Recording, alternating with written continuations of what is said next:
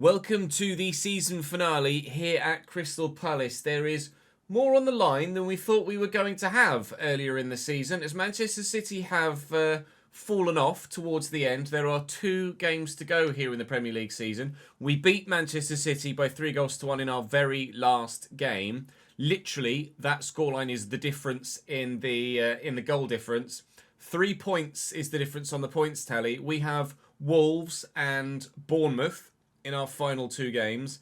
Manchester City have the Manchester Derby next, which is obviously not going to be very straightforward for them at all. That's being played at the Etihad.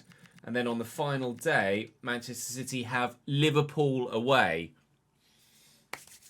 If we win both of our games here, we could do a madness. We could really genuinely do something mental. The board currently are not happy with me because we got knocked out of the Europa League earlier than lifting the trophy. Similarly, the FA Cup as well, unfortunately. So I'm a bit insecure at the minute, but they wanted a Champions League spot in the league, and obviously we've achieved that technically, but it's not actually registered that yet as complete because the league season hasn't finished. But we are definitely guaranteed a top 4 spot, so we're guaranteed a top 3 spot, in fact, and let's be honest, we're close to guaranteed a top 2. The question is, will it be 1 or will it be 2? Things at Valencia obviously went dramatically better than we anticipated. We have the end of that save, the final episode of that save goes live tonight, and then we have hopefully a strong 3rd season here at Crystal Palace to come. By the time I start recording for the next season of the Crystal Palace save, and certainly for whatever follows the Valencia save in terms of FC content, there should be a patch for the game with regards making the AI much more, maybe not much more, it's perhaps a bit of an overstatement, but more difficult with their AI behaviour. That is the plan. I believe the patch is scheduled for early next week as we see this video on Friday. So fingers crossed that is the case. Obviously, we've seen actually that the game got a step harder with the changes they made in the most recent patch, which adjusted some of the sliders of which we've been using. And then there's going to be a further step to improve the AI's defensive capabilities and hopefully the AI's goal scoring capabilities as well. And we may well see that the 3rd season here at Palace and the 1st season of the next saves, not even remotely close to as easy or as straightforward. But we're loving life here at Crystal Palace. We loved life at Valencia. There's obviously improvements we're going to be looking to make to the squad next season, but maybe not massive improvements to the squad. We might be kind of doing what we did this year and pocketing a little bit of the money to maybe go mad in the final January. But the Premier League title is potentially on the line, with City having 2 difficult fixtures, one of which away from home against Liverpool at Anfield on the final day, which might be the swinger.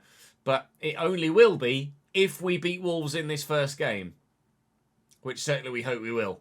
So let's go and do that, shall we? Do drop the video a like if you're enjoying the save so far. I'm very much looking forward to Season 3 over the next couple of days. You'll have some Football Manager content on the YouTube channel on Saturday and Sunday. I'll be live streaming probably as you see this Friday afternoon, the Football Manager content that's going to be going up over the weekend. So do come and join me. If you've missed it, then it will be available as a VOD, of course, on the live section of the channel.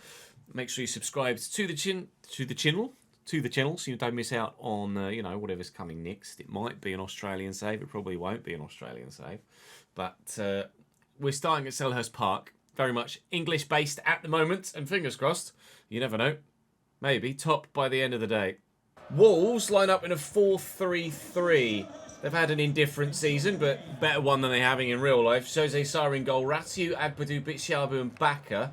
Then the midfield of Bellegarde, Joao Gomez and Trindade, which is just Andre. And then John Arias out wide. John Arias, Toluwalase Oricade up top. And Malcolm actually on the left for them, who's, I think, actually their highest rated player at 82. Malagusto. Nice bit of movement there by Wharton in the middle to get free. But he's the only one that's kind of free at the minute. Wolves blocking up these central areas. We continually have the best home record in the Premier League. We were played 15-1-10. We've now played 18-1-13. So we're on a streak at least of 3 in a row, because that's the last time I remember seeing that graphic. We did have a little brief drop in form, but I think we're actually on a decent streak of fixtures at the minute. Obviously, we've had a relatively straightforward run of fixtures other than the Manchester City game that we had recently that, obviously very pleasingly for us, went our way. If it went the other way, City would have won the league title there and then. That one result is the only reason we're here at the minute with something to play for. Otherwise, the season finale would have been yesterday because I'd have simmed these both remaining games. That is a strike and battered away by Henderson, and Vivian will just get rid of it. Wolves, dangerous. They have quality. Bellegarde is the lower... Oh, that was poor. As soon as I say they've got quality, they then immediately give the ball away rather poorly. Wharton. Mora round the corner. Into the middle. Sar's up. Sar's down. Oh, I mean, did Andre... It looked like he punched that. That looks a little bit Maradona-esque, didn't it? Hand of God stuff there from Wolves. Ah, Arias has gotten around with it. Hand of God stuff from Wolves there. That's a lovely turn inside as well. And here's Tolu now. And Bellegarde. They don't. And Adam Wharton, he's 87 rated now and very good. Although I wouldn't mind it if he was still perhaps just a little bit faster. That's a lovely ball, and Sarr should have done better with the first time volley. It's a brilliant ball over the top. I know the other defender's getting near him, and that's probably actually affected his technique there, which is why he's pulled the shot. The pressure from the captain has done enough there for Wolves to ensure that we haven't gone 1-0 up, but we absolutely should have done. And we know we need to win this to absolutely guarantee the chance of taking it to the final day. So we can't guarantee that Man United are going to get a result against City. We need to win, and we need City to lose. Stand our best possible chance. He's off for Mora. Should maybe have played that through the air. Or will the legs be quick enough? No, Ratiu, to be fair, is... Oh, really badly given that away is what he's done. Thank you, sir. Oh. That is commonly known as a gift. We had a second.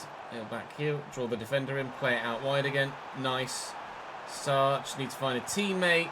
We'll take the corner. We'll take the corner. And delivered in. Have I put enough on it? Probably not. Timbers with...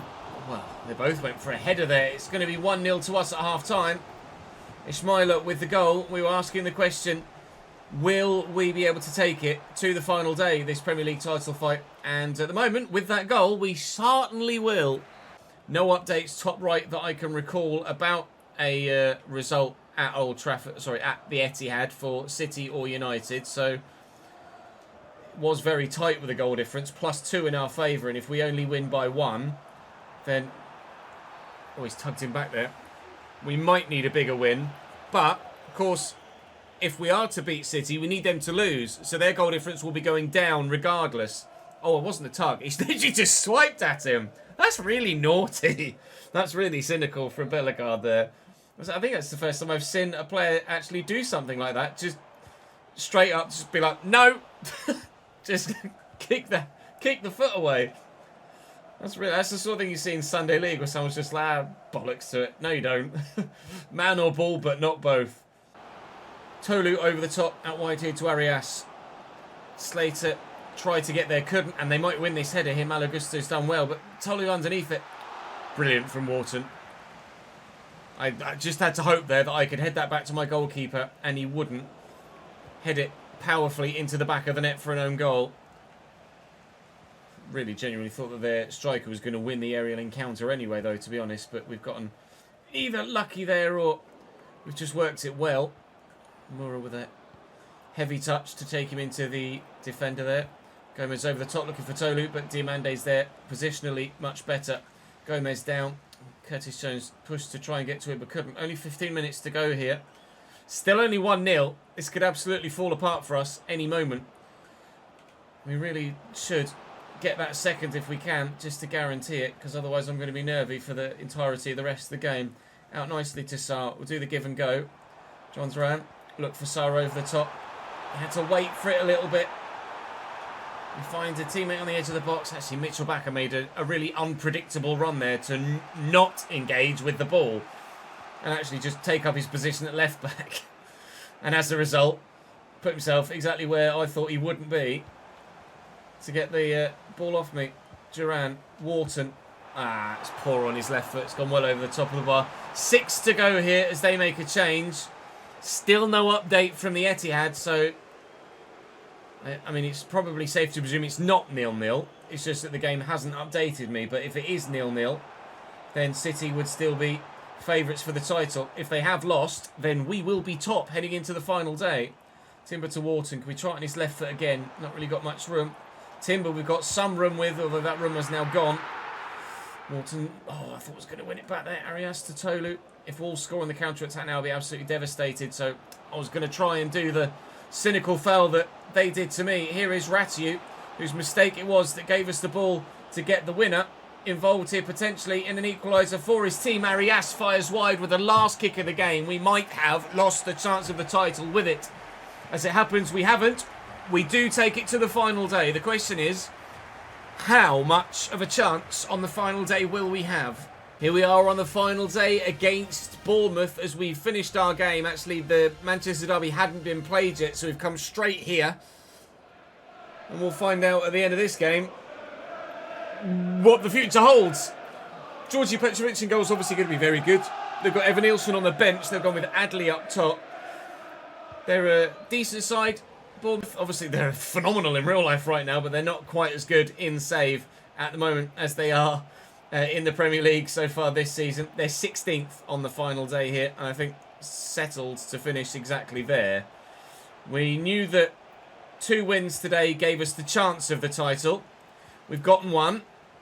Now, if we can get another, there's not much more we could have done. We have to rely on Manchester United and or Liverpool outside of just doing the bloody job ourselves. Ismaila Sarr, the player to watch, apparently. I have to agree. Although John Duran has been bagging goals for us, Sarr again has been a go-to for a second season in a row. Justin Kluivert again out to Araujo, but they've not quite gotten that through. Ball correct, and yeah, the crowd were right to ooh there because that very nearly was drilled straight at their man. Someone handballed it, they handballed it. 20 minutes in, I haven't done anything yet. They're talking about Liverpool, Manchester City. You can see that it's 0-0 there at the moment. We don't know, well, we hope that that means if City didn't pick up 3 points or even anything against Manchester United, that result would mean that we'd win the league.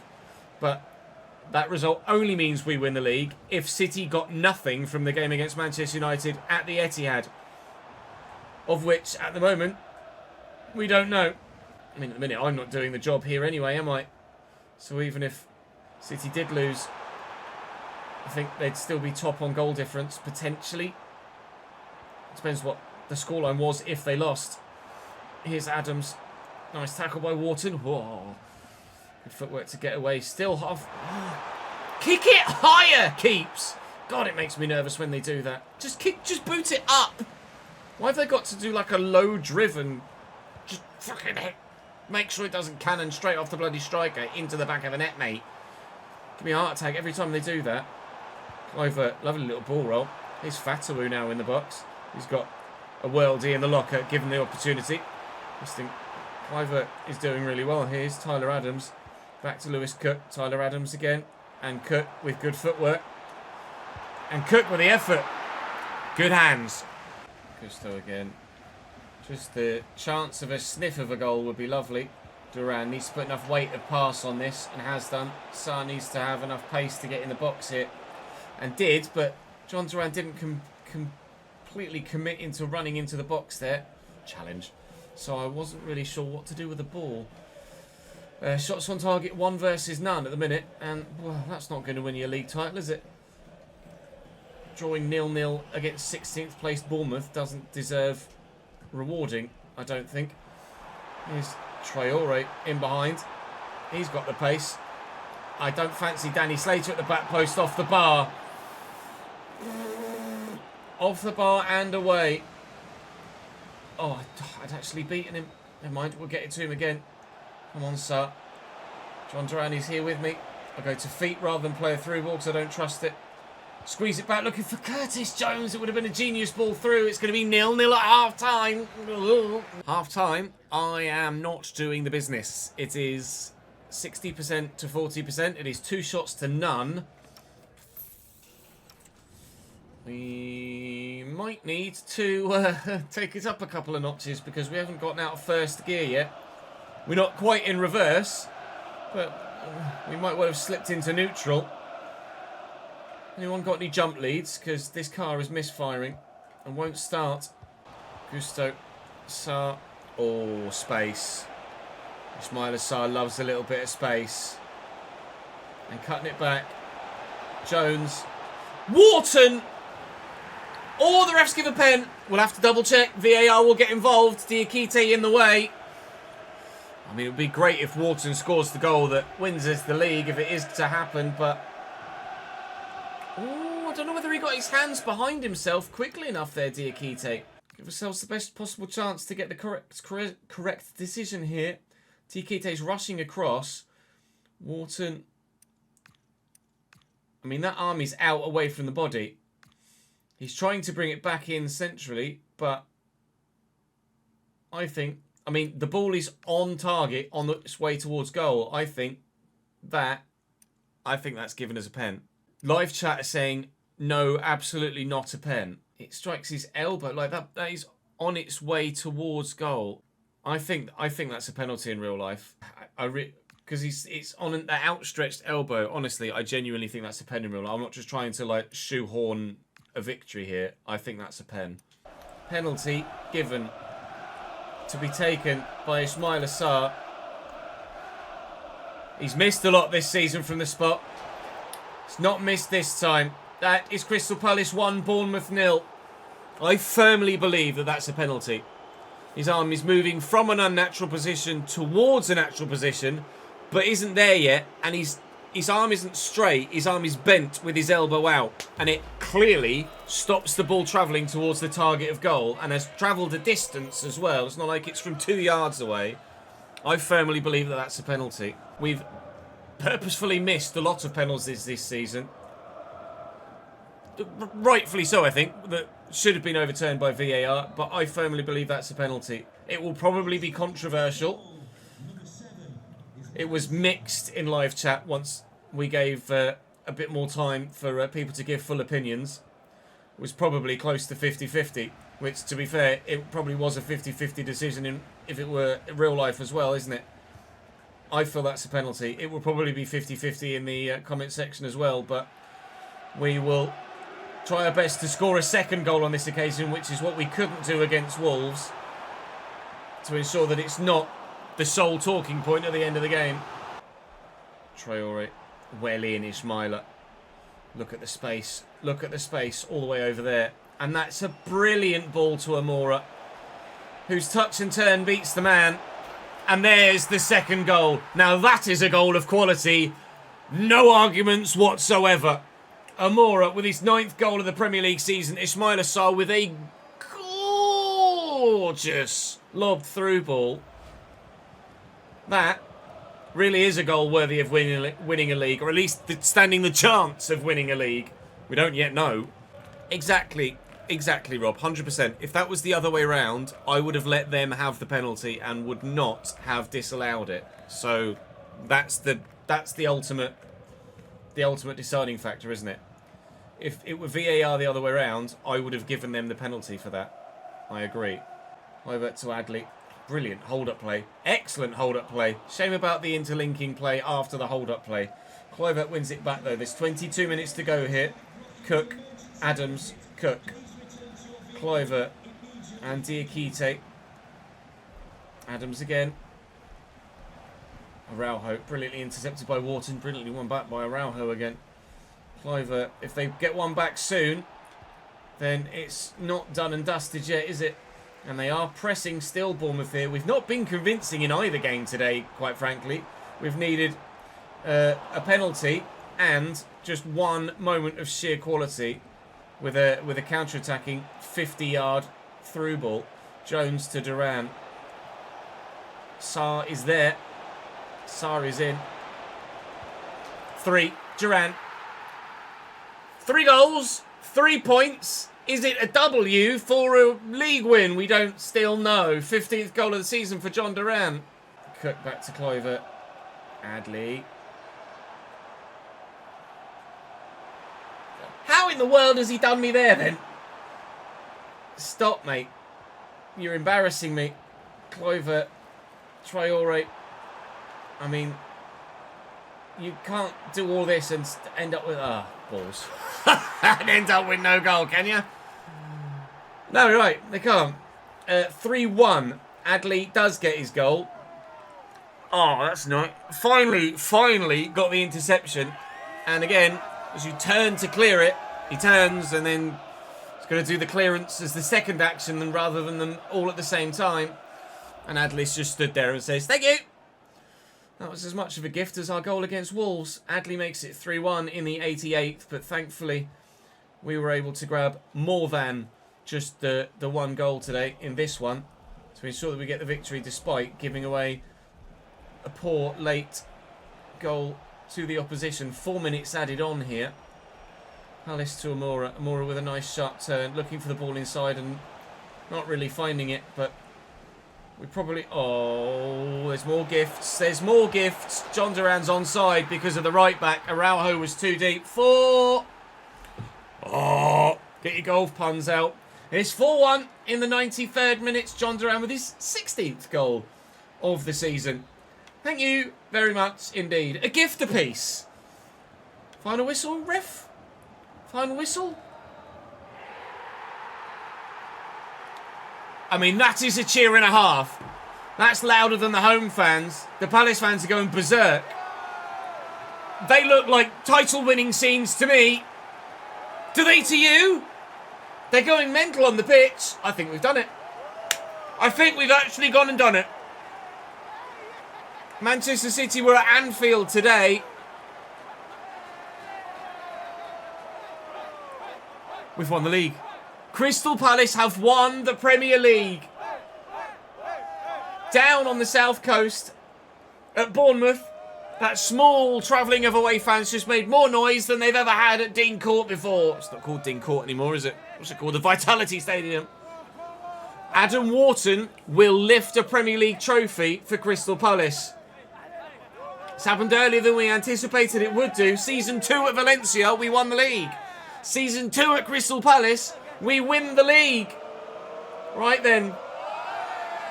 Unbelievable, Jeff. Up goes the Premier League trophy.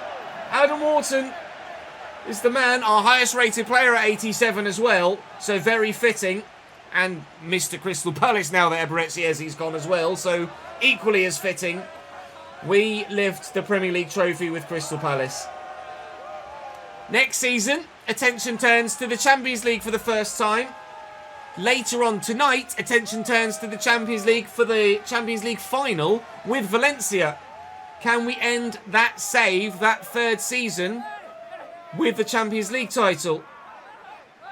We hope so. We hope that we can do something similar with Crystal Palace next season as well if we are able to pull it off tonight. And even if we aren't, we hope we get to the final again next season with Crystal Palace. Unbelievable, Jeff. Man, with Liverpool season 1 bottled the title in the last few games and threw it away to Manchester City, who in the last few games of this second season have bottled the title and thrown it away to Crystal Bloody Palace. What was the score at Anfield? Manchester City 1, Liverpool 1 was the scoreline at Anfield. What was the result? We've won the league by 2 points, which means City lost against Manchester United. What was the result at Old Trafford? Where is it? Where is it? Where is it? Look for it. No, it wasn't Old Trafford. I keep saying Old Trafford. It was at the Etihad. Manchester United 1, Manchester City 0. Well, United fans, not much has gone well for you of late, but denying your intercity rivals the opportunity to win the Premier League is certainly something you'll be very pleased about indeed. Oh, ladies and gentlemen, 82 points is not huge, but still high enough, I think. We saw last year a lot of Premier League titles won with like early 70s, maybe even late 60s points because it got a bit silly with everybody being so good that everybody took points off everybody. I think 82 points is an okay points tally to win the Premier League. Quite frankly, I don't care what the points tally is. We bloody won it, so that's all that matters to me. Right, I'm going to advance until the end of the season. We'll have a full season roundup, and my managerial thing is back in okay. Job security change. Win the Premier League. Okay, I suppose you can keep your job then. Thanks, lads. Speaking of Manchester United, they might have beaten Manchester City, but it's over. Manchester United have terminated Ruben Amorim's contract. A caretaker manager will handle first-team affairs while Man United explore the options on the managerial market. And the top comment, role model. Hats off for those tactics, the thrill of the game. I think those comments might be a little bit off. But regardless, Man United have sacked Amorim, and we'll find out when we do the season finale exactly bloody why, shall we? We are going to get a trophy parade down the streets of South London. They had one of these. I presume they had one of these. I don't know if I actually saw any pictures from it. But I presume they had one of these last year in real life when they won the FA Cup. We didn't get one last year in this save because... Well, that was weird seeing Dean Henderson in an outfield player's kit. We didn't get one last year because we lost the Conference League final. But we do get one this year as the silent DJ with his boom-titty-boom-titty-boom-titty. No, actually, there's nothing. Crystal Palace parading the Premier League through the streets. You love to see it. Champions on the back of Diamande's shirt. Yes, boys. 94 potential? I don't remember him having 94 potential. I mean, I'm very glad he has 94 potential. That's pretty banging, but... What? 95 for Kirk? Actually, I think I do remember 95 for Kirk off the top of my head. Because it's... Yeah, 91 for Marsh. 95? I completely forgot that those youth players existed. We shall remember it for next season. Welcome to the season finale. Oh, Man United have hired Ange Postecoglou. Unbelievable, Jeff. How many days is he going to survive this time? Well, there's your managerial wheelhouse turning around. That's very intriguing indeed. I wonder where Amorim is going to end up. Find out in due course. Right, let's have a look at the competitions we were involved in, and then show you all of the various other competitions around the Europe, etc., and have a final season roundup. But well, as you now know, Crystal Palace won the Premier League this season by 2 points from Manchester City, who were 2 points clear of Newcastle. Spurs in 4th, Chelsea 5th, by 1 goal difference wise, and Arsenal bottom. Now the question is, did Birmingham at the bottom of the table get a win before the end of the season or not? And did they break Derby's record? Because when we started the episode, they were played 36, drawn 9, I think, lost 27. Arsenal 6th, Liverpool 7th. Man United 10th. That was enough to get Amorim the sack. Ipswich survive. Well, the bottom 3 were gone a long while ago, weren't they? Oh, they did it! The biggest shock of the day, Birmingham with a win and a draw in their final 2 games, and they end on 13 points. Did they do it on the final day? It would be unreal if they did. Brum, brum, brum. They did. Against Wolves as well, a local rival. Birmingham won, Wolverhampton Wanderers 0 on the final day of the season to beat Derby's record. Oh, wow. Fair play, Blue Noses. Fair play. 84 goals conceded. But, crucially, a clean sheet on the final day. Oh, honestly, scenes in the streets in Birmingham. Community Shield was won by Manchester City at the beginning of the season. We'll, of course, be involved in that next year. FA... Whoa! Yeah, no wonder Amorim got the sack. 10th in the Premier League and lost the FA Cup final to Cardiff. Brutal. Wow, congratulations, Cardiff. European football for you next season. Deary me. Carabao Cup. Oh, yeah, we won that. I forgot. I forgot we won the Carabao Cup. Was there two cups on top of the bus? I don't remember seeing a second trophy. There must have been a second trophy there. I forgot we won the Carabao Cup this year. The Virtue Trophy was won by Reading over Wigan. Congratulations to them. Championship playoff final won by Leicester, who will join us in the Premier League next season at the expense of Sheffield United. With regards the European competitions, the UEFA Super Cup was won by Real Madrid over Nottingham Forest. Good. Fuck Forest. They stopped me from getting Champions League football this year. Bayern Munich win the Champions League by a 1-0 over Barcelona. Similar scoreline between two Italian giants, Inter Milan against Juventus in the Europa League. And on penalties, Athletic Club de Bilbao beat VfL Wolfsburg by 3-1 after a 1-1 draw in regulation time. So, other big divisions saw Monaco win the French division by 4 points over PSG. Marseille third. They'll join us in the Champions League, and Strasbourg are in the qualifiers there. We're obviously following the championship. So Everton win the championship and Leeds finish second. Congratulations to the two of them for automatic promotion. Of course, we know now that Leicester got promoted as well. Finished sixth. 11 points behind Burnley, who've bottled it. Lost the semi-final, Burnley. Relegated from the Championship. We'll just quickly check that. Relegated from the Championship was Sheffield Wednesday, Preston and Huddersfield. Cardiff, 21st, nearly relegated out of the Championship, survive and won the FA Cup. GG's. Bundesliga, it's Dortmund from Bayern, Leipzig and Leverkusen. Wolfsburg 5th. In Serie A, it's Inter from AC, from Juventus, from Napoli. Roma down in 4th. Then in La Liga, it's Real Madrid by 11 points from Bilbao. Barcelona only 4th, a full 14 points off the top of the table. Not very good from them. And with Bilbao having won the Conference League, they won't get the Europa League spot, so they'll be in the Champions League next season, meaning Sevilla might well get a Europa League spot for next year. I'm not sure exactly how that works out now with things in the in FC that doesn't match real life stuff. The Coupe de Champion was won by, Coupe de France was won by Stade Rennais over PSG.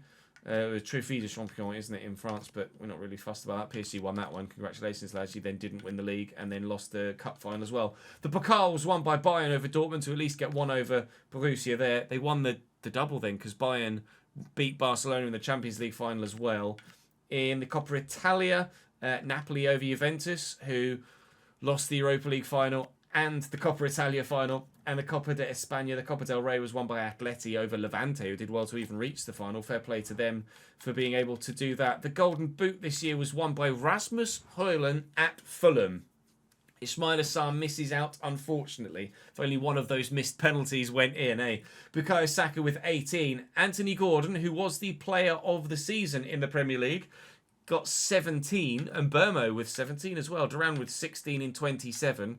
Maybe he keeps that starting spot next year. I don't know. I still don't know what to do with Uche either, so if you could give me your feedback on that, I'd very much appreciate it, please. Šeško with 16, Rafinha with 16. Lots of players on 16, actually, goal-scoring wise. It's very tight for the Golden Boot. 19, 18, 18, 17, 17, and then loads on 15. Martinelli, Mateta, fair play to him. Erling only 14 goals for him. Bradley Barkler, blimey. Do we have anyone else on the top list here? We did not. Creatively, Leao at Spurs with 13. How did Amura with 10? Someone was saying he didn't score enough. He certainly created. That's 19 Premier League goal contributions in his 32 games. Is he in here? No Anthony Gordon on the assist. How on earth has Anthony Gordon frauded that then? Dean Henderson gets the Golden Glove with 17 clean sheets. Congratulations to him. Does he share it though? That's the question. No, he doesn't at all. Just him, Danny Slater and Quinton Timber. We're still trying to get that changed as to showing just goalkeepers. I'll give you an update on that when I can. That's why Anthony Gordon got the Player of the Season award, because he had the highest average rating of anyone that played any amount of proper volume of games. 7.52 average rating this season. Fair play. If that's his average rating, he has earned it, even though he wasn't top on the, or near the top on the goal scoring, and was nowhere for the assists. He's earned it. Fair enough. Ismail Assar not far away from it at all. Shame that he wasn't quite able to pull that off. So, job overview. The only job available at the minute that is available is... Oh, it said there was one job available, and then there's nothing that's actually showing as available. Is it a European job? It's a European job, apparently. Not that we can see. I'll check the managerial transfer history as well before we end to see if thingy's gone anywhere else. Oh, there's a bit of change at Sunderland as well. I presume Mamadou Doucet is a caretaker.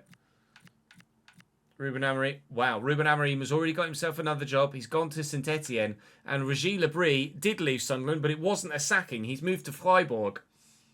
Oh no, it actually says caretaker there.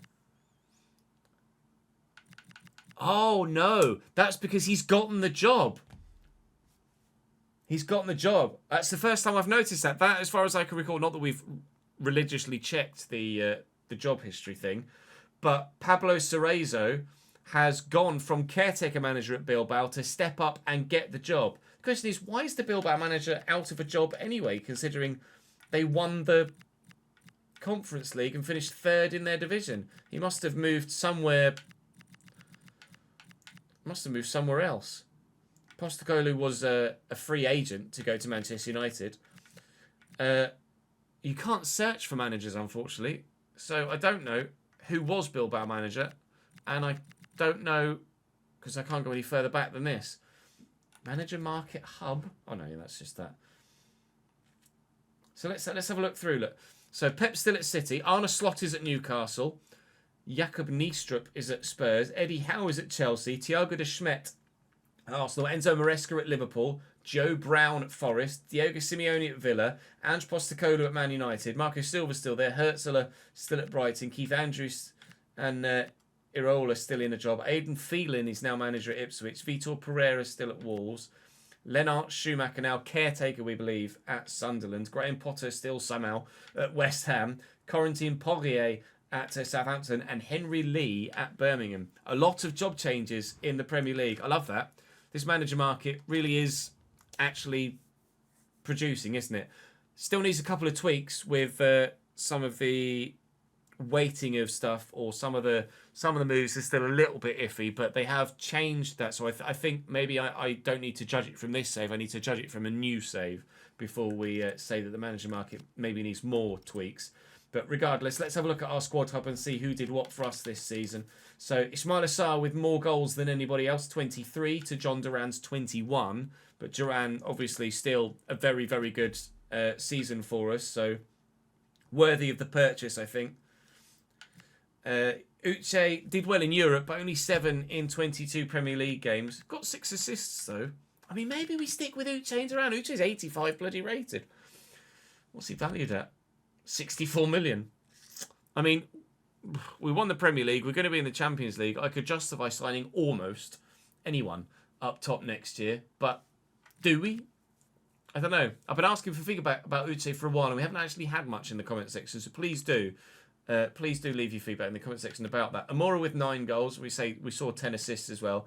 Ezol Zuli doing a bit. Ezol Zuli someone we could definitely upgrade on. Although, do we need to? We maybe put faith in the youngster that's coming through, that 91 potential youngster. Weston McKennie did really well, actually. 5 goals and 3 assists from a squad position. Wharton's not in there to score goals, to be fair.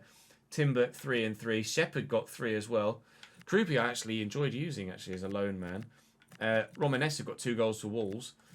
Creatively, it was Amora from Sarr, from Jones. Jones, only 2 goals, but 9 assists. Wharton with 7, Duran with 7, Abdi 7, Uche 7, etc., etc. So, growth-wise, Remy Matthews is obviously retiring. Kepa, his contract will last for 1 more year, so quite happy for him to be back up again next year. Dino's up 3 this year. Mwah, love that. Golden Glove again, so hopefully we'll have potential boost for next year as well.